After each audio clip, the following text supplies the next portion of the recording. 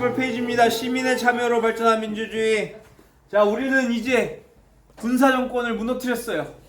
가 아니죠. 군사정권이 계속됩니다. 왜? 직선제를 받아들이긴 했는데 선거에서 누가 당선돼요? 노태우. 노태우 정권이 들어섭니다. 노태우 정권. 그래서 전두환 정권의 뒤를 이은 군사정권의 연장이죠. 네. 근데 노태우가 대통령이 되긴 했는데 전두환처럼 막장으로 지 멋대로 하지는 못해요. 왜냐? 이미 6월 민주항쟁으로 이거 국민들의 뜻을 거스르면 안 되겠구나. 그런 이 상황이잖아요, 그렇죠? 근데 이제 어쨌든 이 노태우 정권은 당으로 치면은 얘네는 민자당이에요, 민자당. 민주자유당입니다. 전두환 때는 민정당이었어요, 민주정의당. 근데 이제 민자당으로 바뀌어요. 근데 되게 웃기죠? 이름이 전두환 정권은 민주도 없고 정의도 없는데 민주정의당이고, 노태우 정권은 민주도 없고 자유도 없는데 민자당이에요. 근데 어쨌든 노태우가 대통령은 됐는데 총선에서는 어떻게 되냐? 총선은 누구 뽑는 거죠? 국회의원 뽑는 거잖아. 총선은. 대선은 대통령 뽑는 거고. 총선에서 여소야대의 형국이 나타납니다. 여소야대가 뭘까요? 여러분, 여당이 무슨 당이에요? 대통령이 속해 있는 당입니다. 대통령이 속해 있는 당이 여당이에요. 야당은 대통령이 속해 있지 않은 당을 야당이라고 해요. 반대당을. 여소야대란 거 무슨 말이에요? 민자당이 다수당이란 거예요, 소수당이라는 얘기예요. 민자당이 소수당이 됐다라는 얘기입니다. 그러면 국회에서 대통령의 대통령의 그 법안이나 이런 거를 가결을 안 해주고 부결하면은 대통령의 힘이 어떻게 된다는 거야? 강하지 않다는 거죠. 약하다는 거죠. 그러니까 이걸 타개하기 위해서 노태우는 뭘 하느냐? 오케이, 야당 2개를 내 편으로 끌어들입니다. 야당 2개를 끌어들여서 여당이랑 합쳐. 그러면 당이 총 몇 개야? 3개죠? 그래서 3당 합당을 실시합니다. 그때 3당 합당 때 들어왔던 게 이제 JP 김종필이라는 사람이랑, 여러분들이 아시는 그 김영삼 대통령이 군사정권 밑으로 들어오는 거예요. 군사정권의 민자당으로. 좀 황당하죠. 근데 나름 이유는 있습니다. 그때는 이제 김영삼 대통령이 뭐라고 했냐? 그때 당시 국회의원이죠. 김영삼이 호랑이를 잡으려면 호랑이 굴로 들어가야 된다라고 하면서 민자당으로 들어가게 되고, 요 민자당이 나중에 김영삼 대통령 때 신한국당으로 이름을 바꾸게 돼요. 어쨌든 노태우 정권에서는 여소야대 형국을 타개하기 위해서 3당 합당을 했다. 그래서 노태우, 김영삼 플러스 김종필, 이 셋이 손을 잡는 그런 형국이 되는 거예요. 그래서 이 노태우 정권은 그래도 군사 정권의 연장이지만 나름대로 민주화의 그 직선제에 의해서 당선된 정부기 때문에 이렇게 그 전두환만큼은 이렇게 막장짓을 못하고 어느 정도 민주화를 수용을 합니다. 그럼에도 불구하고 여전히 안기부를 동원해가지고 민주화 운동을 탄압하는 경우도 있긴 했죠. 근데 어쨌든 노태우 정권 다음에는 누가 등장을 합니까? 이제 김영삼 정권이 등장을 하죠. 김영삼 정권은 별명이 뭐냐면 문민정부예요. 문민정부. 어떤 정부? 문민정부. 문민이란 게 뭐야? 문화적이고 이제 민주적인 정부다. 이전에는 군사정부였으니까 나는 군사정부랑 달라, 이렇게 얘기하는 거죠. 근데 이제 이름을 여기는 이제 신한국당으로 바꿉니다. 신한국당.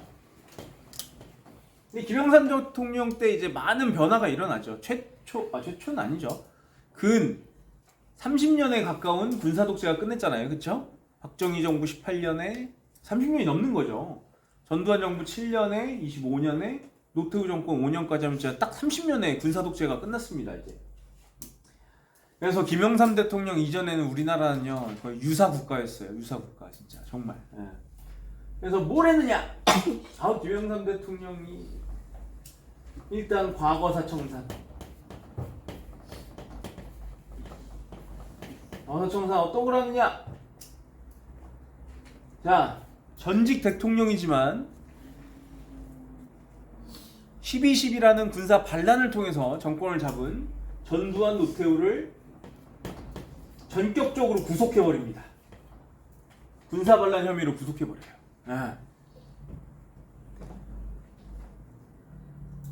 이때 이제 군사 반란 혐의로 이 둘을 이제 사형에 처했어야 되는데 이 김영삼이랑 뒤에 김대중 대통령이랑 성인군자 코스프레 하느라고 또 사면해줘요.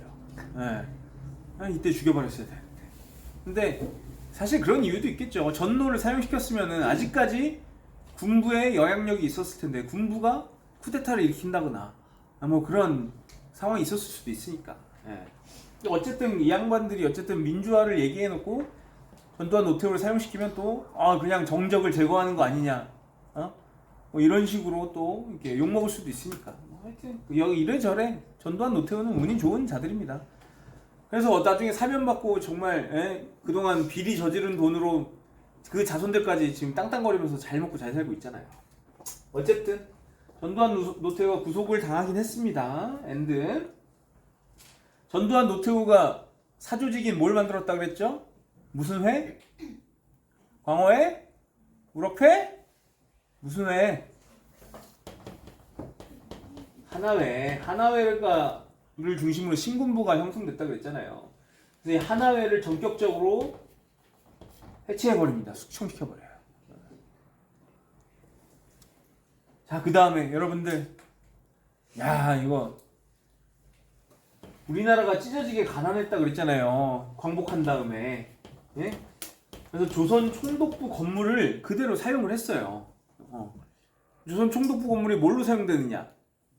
그 다음 정권 이승만 정권 때는 이게 중앙청으로 사용됐어요. 중앙청이 뭐냐면은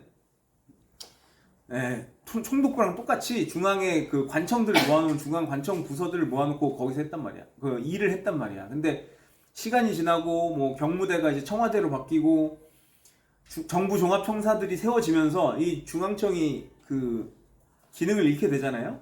이게 뭘로 바뀌냐? 이게 또 국박으로 바뀌어요. 국박. 여러분들 지금 국립중앙박물관 어디 있어요? 한 번도 안 가봤어? 용산에 있잖아요. 용산에. 근데 이 지금의 국립중앙박물관이 만들어지면서 또 이 건물이 어떻게 돼? 용도가 어떻게 해요? 끝나잖아요. 그렇죠? 그래서 이 조선 총독부 건물을 드디어 철거시켜 버립니다. 그리고 지금의 경복궁의 정문인 광화문이 복원되는 거예요. 경복궁 다 가봤죠?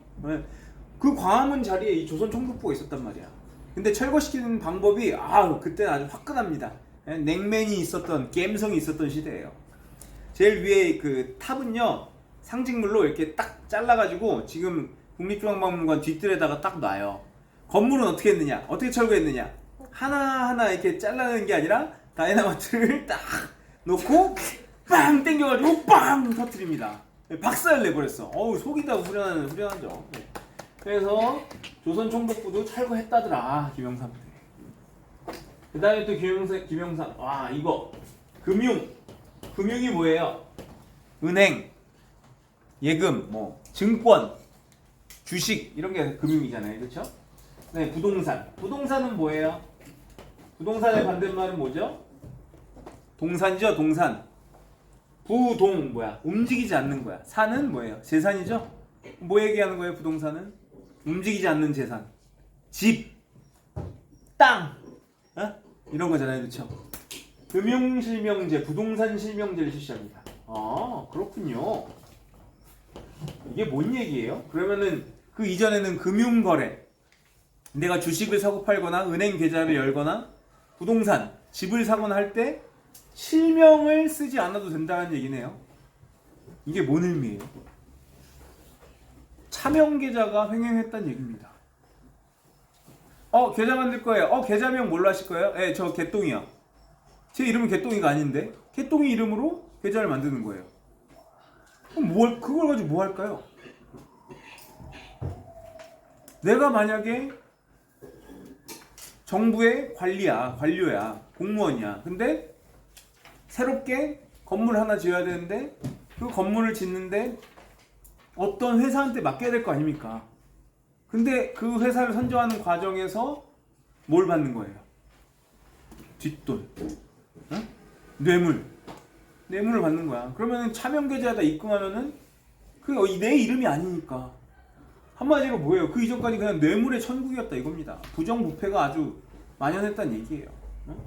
그리고 내가 건물이 하나 있는데 그 건물에 대해서 국가에다 뭘 내야 돼요? 세금을 내야 되죠? 근데 내 이름이 아닌 다른 이름으로 해놔. 그러면은 내가 세금 낼 필요가 없잖아요. 그러니까 이거는 뭐냐? 이게 세금도 제대로 안 거치고 뇌물 받고, 그러니까 이 김영삼 이전에는 이게 말도 안 되는 이런 일들이 벌어졌다 이겁니다. 그러니까 이 제대로 된 나라가 아니죠. 제가 아까 말씀드렸죠. 김영삼 이전은 유사국가라고, 유사국가. 그 다음에 또 뭐였느냐? 장면 정부 때 잠깐 시행됐다가 다시 부활합니다. 네, 지방자치제가 부활해요. 내가 은평구청장이 될 거야. 그 이전에는 그럼 누구한테 잘 보여야 돼요? 지방자치제 이전에는 나를 은평구청장으로 임명해주는 서울시장한테 잘 보여야겠죠? 서울시장한테 맨날 가서 싸바싸바 하고 아우 예 아우 시장님 이럴 거 아니에요. 근데 이제는 은평구청장을 어떻게 뽑아요? 선거로 뽑죠? 그럼 주민들한테 잘 보여야 될 거 아닙니까? 나를 뽑아주는. 그래서 실제로 은평 구민들한테 도움이 되는 정책을 준비하고 은평 구민들이랑 소통하려고 할 거 아닙니까? 그렇죠? 지방자치제가 굉장히 좋은 제도입니다. 그래서 이 지방자치제 단체장을 뽑는 선거를 뭐라고 한다 그랬죠?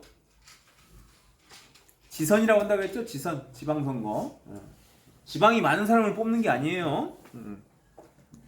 어쨌든 김영삼 정부 지방자치제 또 실시를 한다. 그 다음에 고위공직자 등록, 고위공직자 재산 등록. 여러분들 선거 공보물 본 적 있어요?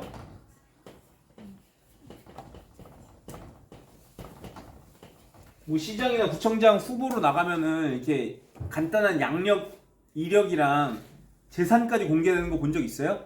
네. 은평구청장 후보, 뭐 김개똥, 뭐 어느 대학 출신, 뭐 이력, 뭐 어디 뭐 이렇게 나와 있고 재산 꼭 나오잖아요. 김영삼 때부터 이 선거에 나오거나 아니면은 장관, 차관 이런 데 가는 사람들은 되려면 자기 재산을 공개해야 돼. 보면 이상하게 재산이 많은 사람들 있죠. 막 수백억 대의 재산을 갖고 있어. 도대체 이 사람은 경력도 얼마 없는데 왜 재산이 수백억일까? 이게 신기하죠. 어쨌든 뭐 이런 것도 다 김영삼 때 시작됩니다. 근데 김영삼 대통령은 실책이 제일 큰 실책이 뭐예요? 지난 시간에도 말씀드렸지만 이때 IMF가 터지죠. IMF가 터집니다.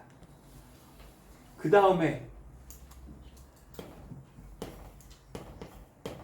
경제개발협력기구인 OECD에 가입합니다. OECD.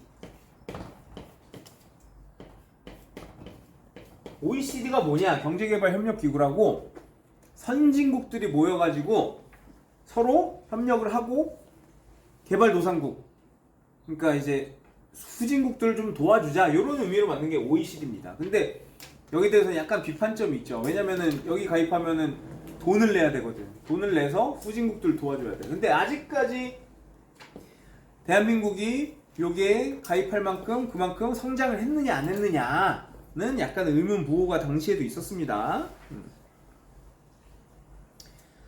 자, 그 다음에 이 김영삼 정부 다음에는 어떤 정부가 들어설까요? 김대중 정부가 들어서죠. 김대중 정부. 김대중 정부의 별명은요?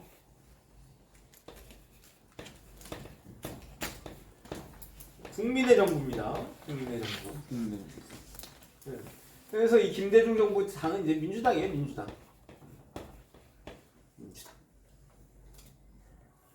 김대중 정부 하면 역시 제일 뭐냐?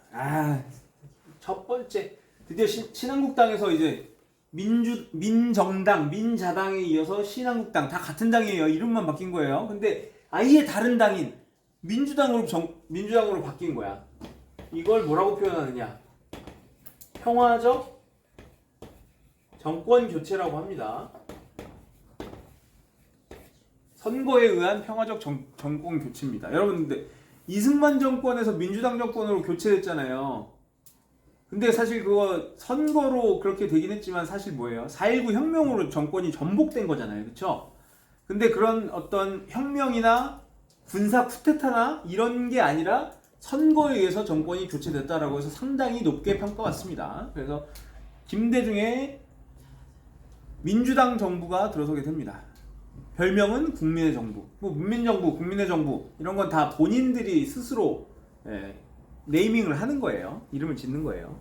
우리는 이렇게 하겠다 뭐 그런 걸 보여주는 거죠. 자, 그 다음에 김대중 정부 때 여성부라는 게 만들어집니다. 여권의 신장을 위해서 여성부가 최초로 만들어집니다. 지금은 이름이 뭐죠? 여성부가? 여가부죠? 여가부. 여성가족부. 여기는 왜 이렇게 AMB랑 뭐 이렇게 많이 나지? 그 다음에 국가인권위원회도 만들어져요.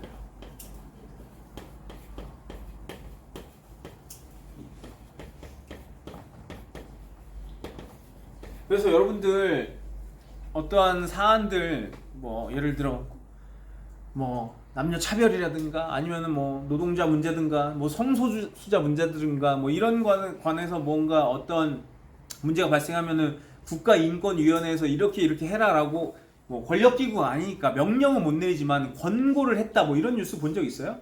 국가인권위원회에서는 뭐 어떤 회사에서 뭐 남녀 차별적인 그런 규칙이 있으면 이걸 바꿔라라고 권유를 하는 그런 역할을 합니다. 자, 그 다음에 인사청문회도 법으로 이제 제정해요.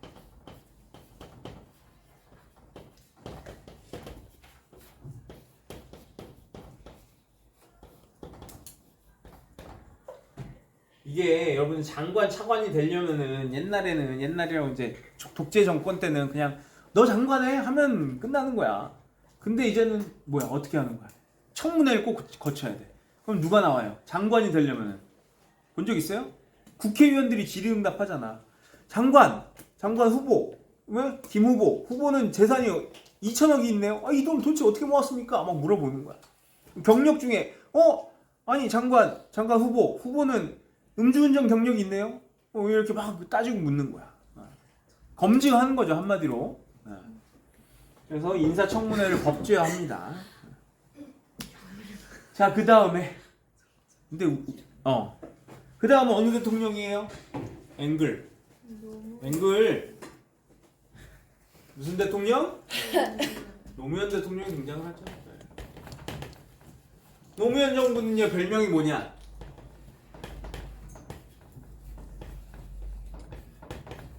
참여정부입니다. 참여정부. 누구 보고 참여를 하는 걸까요? 그치, 국민들이 직접 정치에 참여를 해라. 이런 얘기죠. 그래서 별명은 참여정부입니다. 참여정부. 자, 노무현 대통령은요 여러 가지를 얘기했는데 이 노무현 대통령이 원래 탄핵당했던 거 알아요, 여러분들? 노무현 대통령 때 처음 탄핵이라는 게 여당 야당이 같이 노무현 대통령을 탄핵해 버립니다. 근데 탄핵이 불발된 게 왜? 박근혜 대통령은 헌법재판소에서 가결을 하잖아요, 그렇죠? 근데 이 노무현 대통령은 탄핵당했다가 헌재에서 헌법재판소에서 부결해 버려요. 탄핵의 정당한 사유가 아니다라고 하면서. 저는 그때 진짜 놀랐어요. 와, 대통령이 탄핵의 대상이 되는 그런 시대가 오는구나. 그 다음에 국민참여재판 이런 것도 실시하고요.